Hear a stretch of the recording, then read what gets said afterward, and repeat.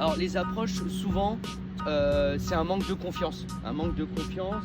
On a peur de traverser le green parce que la balle est topée. On a peur de rester court. Pareil, essayez, faites simple, très simple. Toujours, je génère beaucoup de relâchement avec le haut du corps. Laissez jouer le club, laissez jouer les bras en amenant, parce qu'on veut que la balle décolle. Toujours un petit peu de rotation vers la cible, moins que sur un plein swing. Forcément, l'amplitude est réduite, mais n'hésitez pas, je me relâche. Club balle au milieu des pieds, on fait les choses simples. Club balle au milieu des pieds, je me relâche et je tourne vers la cible. D'accord? Alors là, j'ai un pitch. Souvent, les joueurs sortent un pitch et d'ailleurs, la petite problématique, c'est qu'on a tendance à toujours sortir le même club pour faire toutes ces approches. Or, toutes les situations ne sont pas forcément adaptées au club que vous avez choisi. Donc là, j'avais un pitch.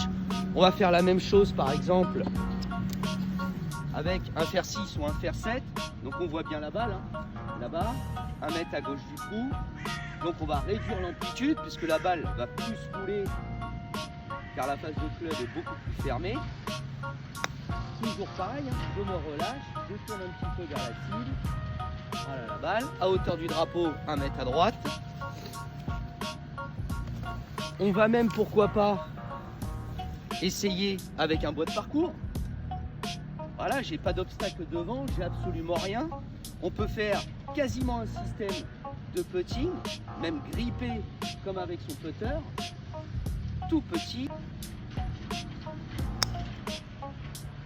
Et je laisse rouler la balle. Voilà. Très efficace le bois de parcours.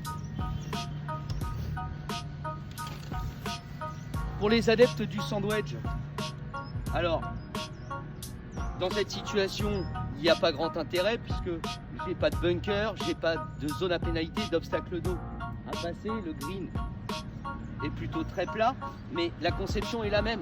Je me relâche, je laisse faire le club, je laisse faire les bras, les pieds serrés et j'amène un petit peu de rotation dans tout ça.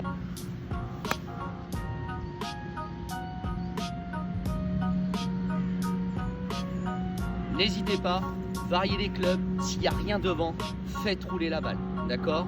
Et option ultime, ça va être le putter. Même si le lie, la qualité du sol, là où repose votre balle, est pas tip top, au moins ça limite la casse. Le putter, ça limitera toujours la casse. Il y a un petit coup de dosage à prendre. Ne vous inquiétez pas, même si la balle saute un peu au départ parce que le terrain est irrégulier, on ira toujours vers le tout.